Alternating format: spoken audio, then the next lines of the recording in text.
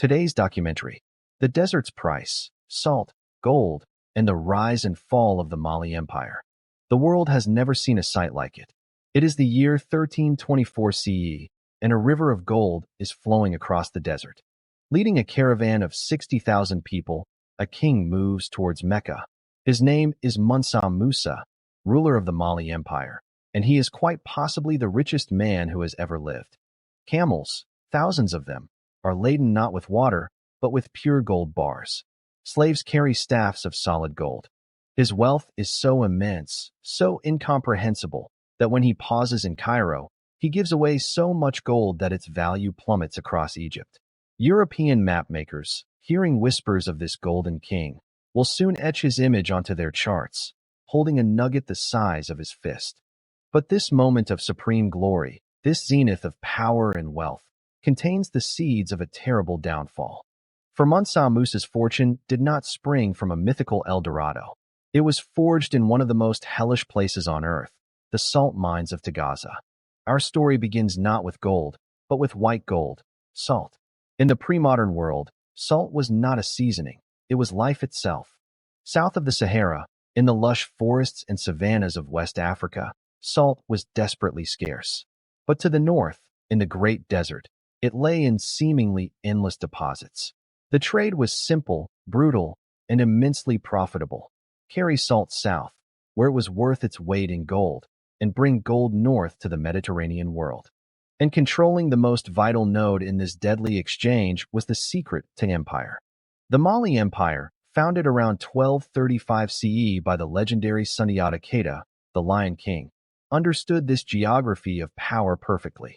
Its heart was the fertile Niger River bend, but its arteries stretched deep into the arid Sahara, to a place so forbidding it seemed like a punishment from God, Taghaza. Located nearly 500 miles north of the Niger River, Taghaza was less a town and more an industrial hellscape. There were no trees, no grass, no rivers.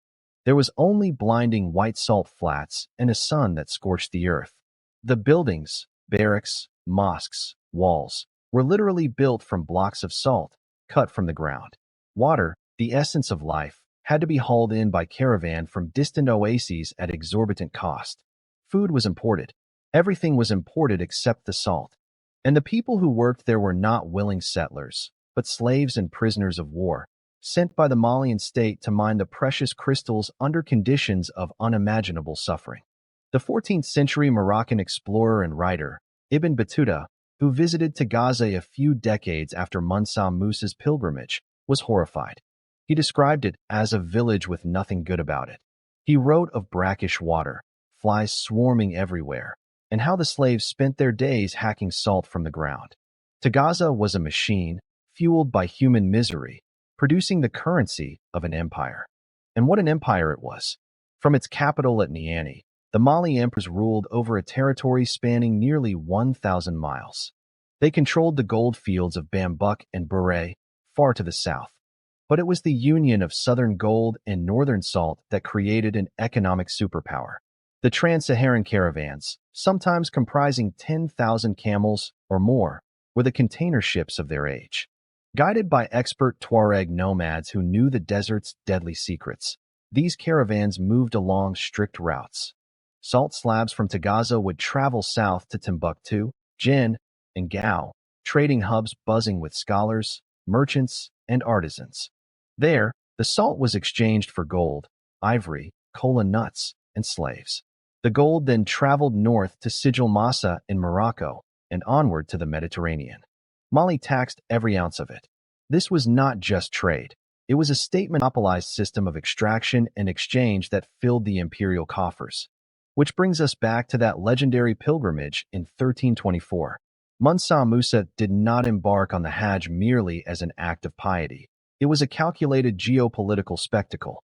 His retinue included 12,000 slaves dressed in fine silks, 500 heralds carrying gold staffs, and his senior wife with 500 of her own attendants.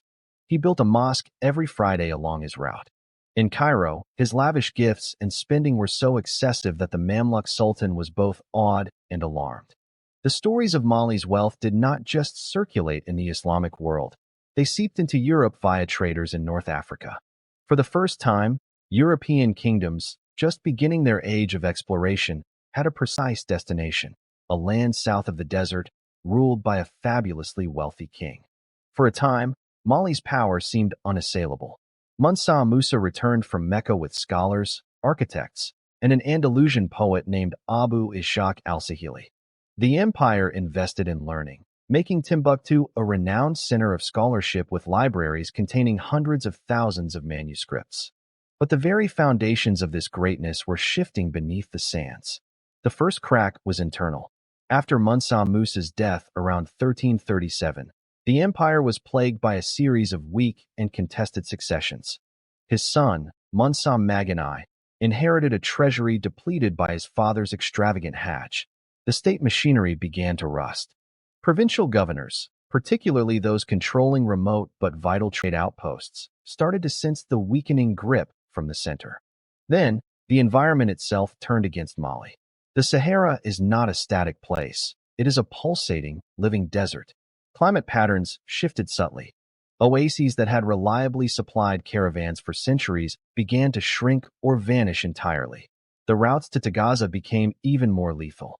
The cost of sustaining that salt mining outpost, of hauling water and food across an ever more hostile desert, began to eat into the profits. At the same time, new salt sources were being discovered. To the northeast, the salt mines of Tadeni began to rival Taghaza. The Moroccan Sultanate, eyeing the lucrative trade, began to exert pressure, supporting rival tribes and chipping away at Mali's northern frontiers. The most devastating blow, however, came from a direction no one in Mali could have anticipated: the sea. In 1471, they reached the area that would become known as the Gold Coast. They built fortified trading posts like Elmina Castle. Suddenly, the gold of West Africa had a new, maritime outlet.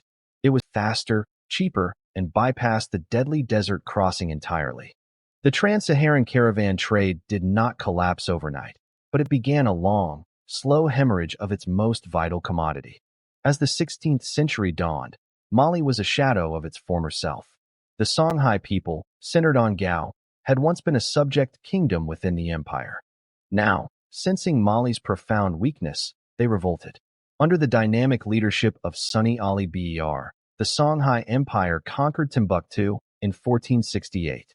Mali was pushed back to its original heartland, a rump state losing its grip on the desert. Taghaza, that cursed prize, became a point of violent contention. In the mid-16th century, a brutal war erupted between the Songhai Empire and the Saadi dynasty of Morocco over control of the salt mines. In 1590, Moroccan Sultan Ahmad al-Mansur, dreaming of controlling the gold trade directly, sent an army of 4,000 men on a suicidal march across the Sahara. They were not traditional camel-mounted warriors. They were an invasion force equipped with European-style muskets and even a few cannons. At the Battle of Tondabai in 1591, they shattered the larger Songhai army, which relied on cavalry and traditional weapons. The Moroccans occupied Timbuktu and Gao, but their victory was hollow. They could not hold the empire. And Taghaza? The conflict and the disruption of the caravans rendered it nearly worthless. The Moroccan garrison, isolated and starving, was eventually abandoned. The final act was one of quiet, tragic erosion. The Mali Empire, now reduced to a small kingdom, lingered on in name until the 1670s. The desert trade routes, meticulously maintained for centuries, fell into disuse. Sand reclaimed the tracks. Knowledge of the wells faded. The great scholarly libraries of Timbuktu were dispersed, their knowledge hidden away in chests for safekeeping. The Sahara reclaimed its silence. But the curse of the desert wealth was not finished. The European attention that Mansa Musa had inadvertently attracted centuries earlier now focused with rapacious intensity. Today, the ruins of Taghaza are scarcely recognizable. The desert has done its work. The salt of Taghaza was more than a mineral.